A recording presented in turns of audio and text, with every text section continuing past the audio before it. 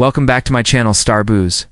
The Vatican just saw an incredible event, in an area often occupied by soft whispers and silent prayers. A highly visible altercation broke out between two significant religious figures. Cardinal Luis Tagle, who supports a more modern church, was abruptly yelled at by Cardinal Raymond Burke, who adores traditional church practices. Everyone is talking about this tragic incident, which could permanently alter the Catholic Church. Imagine a typical day in the Vatican. Around a large table, red-robed cardinals discuss church-related matters, until Cardinal Burke leaps to his feet, his face flushed with rage. Everything appears to be normal. He begins yelling and pointing at Cardinal Tagle. There is total silence in the room. Burke's booming voice reverberates around the room as he claims Tagle is betraying authentic Catholic teaching and ruining everything the Church stands for. The remaining cardinals are unsure on what to do. The Vatican never hosts a public outburst. Like this, it violates every guideline for how these leaders ought to behave. Tagle's answer was also unexpected. No yell came back from him. He made no attempt to justify himself. He simply folded his hands and sat quietly while observing Burke. Burke became even more upset at this subdued answer. However, it demonstrated that everyone present was actually in charge of the circumstance. You need be aware of the differences between these two guys in order to comprehend why this conflict is so important. Cardinal Burke appears to be from a bygone era. He is dressed in elegant, long train robes. He loves all the ancient customs and speaks Latin. He feels that regardless of what occurs in the world, the Church should always remain the same. Burke became Pope Francis's worst opponent as he began to alter the Church. Burke disagrees with more than simply the Pope. He works against him. He has gathered other traditional Catholics who believe the Church is headed in the wrong direction and signed formal objections over the Pope's actions. The Philippine Cardinal Tagle is very different. Tagle is amiable and pleasant, in contrast to Burke's stern and rigid demeanor. Burke speaks harshly, while Tagle dresses simply. Burke, on the other hand, wears extravagant clothing. Tagle discusses being compassionate and giving someone another chance.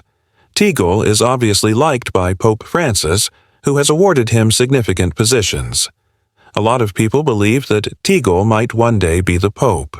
He represents a church that accepts everyone, even those who feel excluded by rigid norms, divorced individuals, immigrants, and the impoverished. For years, there has been increasing hostility between these two guys. They represent entirely different ideas on what the ideal Catholic Church ought to be. Burke feels that the Church should never, ever violate its own laws. According to him, the Church must firmly oppose contemporary views on gender, marriage, and sexuality. Burke compares altering any instruction to demolishing a barrier that upholds the faith. Tagle holds a totally different belief.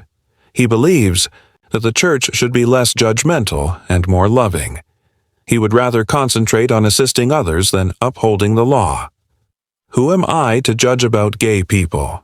Pope Francis remarked. Burke became irate, while Tagle grinned in agreement. What ultimately led to this altercation in public?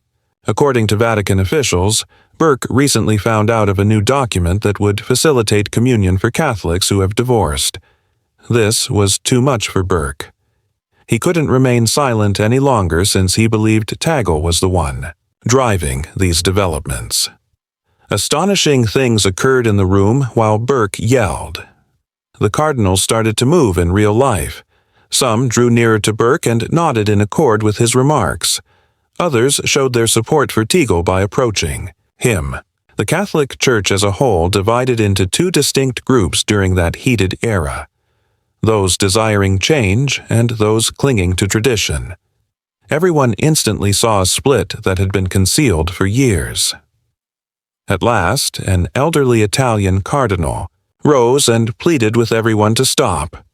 "Brothers," he replied in a trembling voice, "this is not how we solve our problems." It was too late, though. Now that the church was open, everyone could see the division. Everyone turned to stare at Tagle when Burke finally stopped yelling. Would he defend himself? Would he fight back against these grave accusations? Tagle carefully glanced around the room, meeting everyone's eyes. Then he took an unexpected action. "Cardinal Burke, I understand your passion," he remarked with a soft smile. "Even though we have different ideas about how to move forward, I share your passion for our church. Maybe we ought to have this discussion in private, with open hearts and prayer." Everyone was taken aback by this response, but Burke in particular. He arrived prepared for a brawl, but instead he was invited to have a civil conversation. Some believed that Tagle's act of showing compassion in the face of assault was genuinely Christian. Others believed it was a cunning ploy that made Tagle appear mature and sensible while degrading Burke. In any case, it immediately altered the atmosphere in the space. While some cardinals appeared relieved that there wouldn't be additional drama, others appeared unhappy. You may be wondering why it matters that two elderly guys in elegant robes are fighting.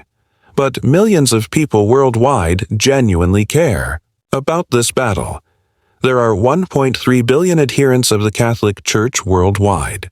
The daily lives of actual people are impacted by the events that take place in those Vatican sessions. From the LGBT kid questioning whether God loves him to the single mother unsure about her ability to partake in communion. There is more to this conflict between Burke and Tagle than merely religious politics. It concerns the course that the biggest Christian church in the world will follow in the years to come. Will it be Burke's ideal, with rigid regulations, timeless customs, and distinct lines separating right from wrong? Or will Tagle's strategy, putting mercy first, accepting people where they are, and emphasizing love above rules, be used?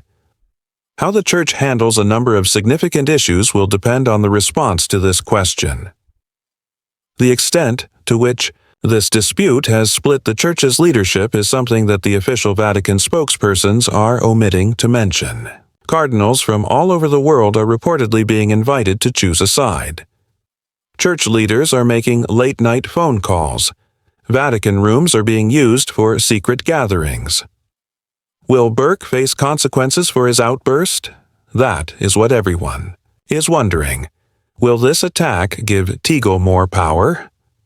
According to a source close to Pope Francis, the news of the altercation severely disturbed him. Jesus specifically forewarned against this, a house that is divided from itself. According to reports, he told his closest advisor, the Pope must now make a tough choice.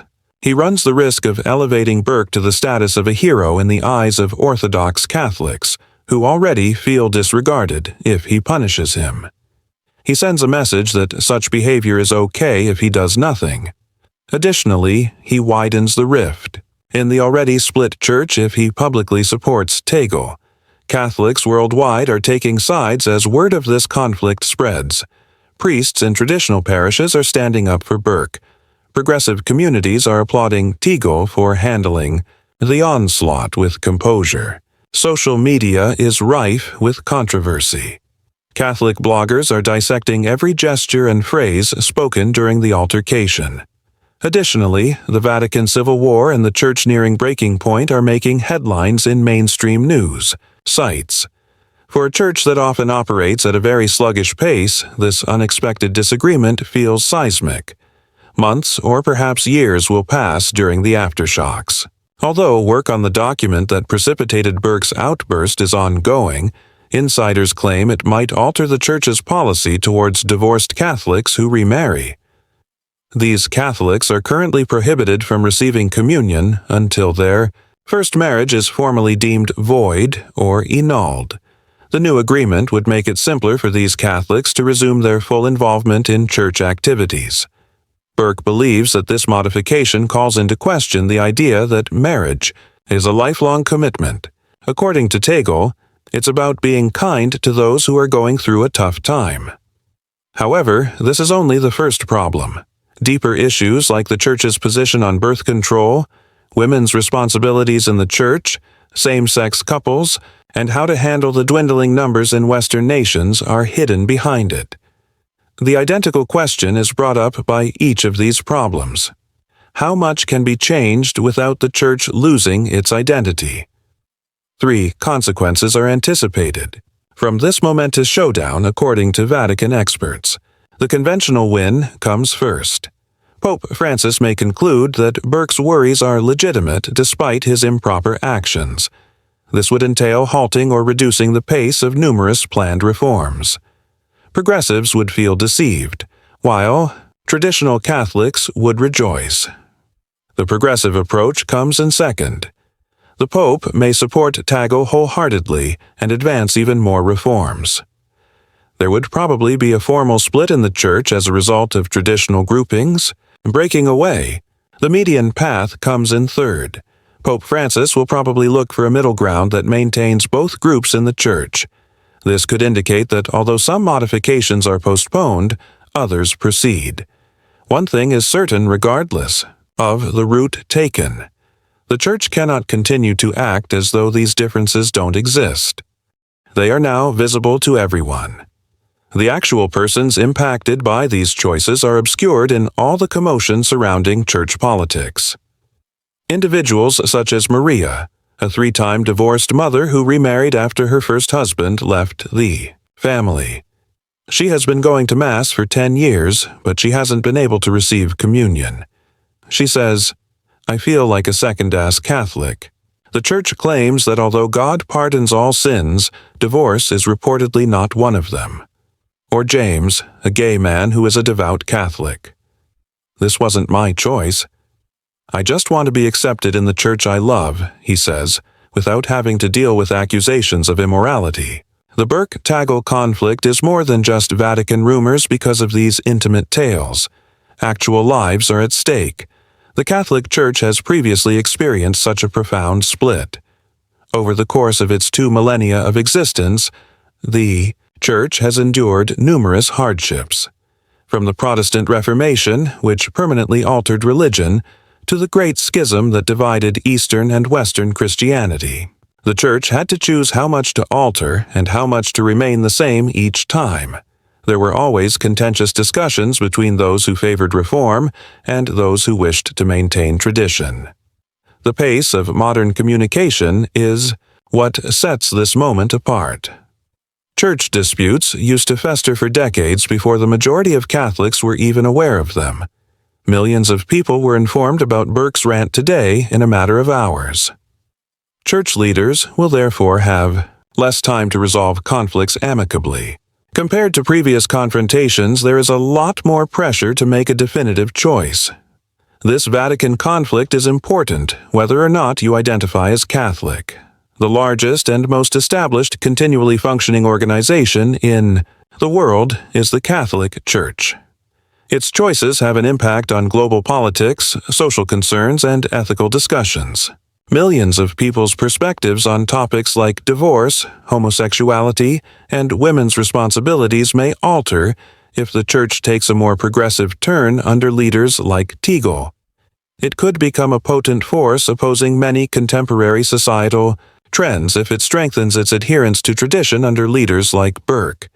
In any case, the people occupying Catholic pews on Sunday will not be the only ones impacted by what occurs next.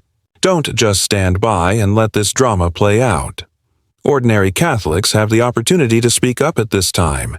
Tell church authorities which church vision you support by getting in touch with your local bishop.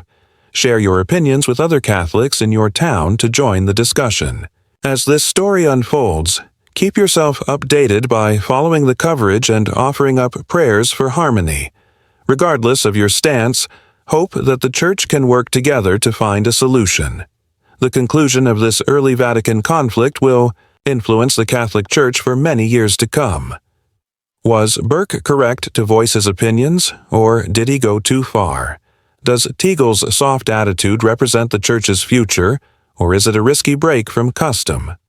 At a time when the Catholic Church is at a turning point, an unexpected encounter between 2 influential cardinals could be the turning point.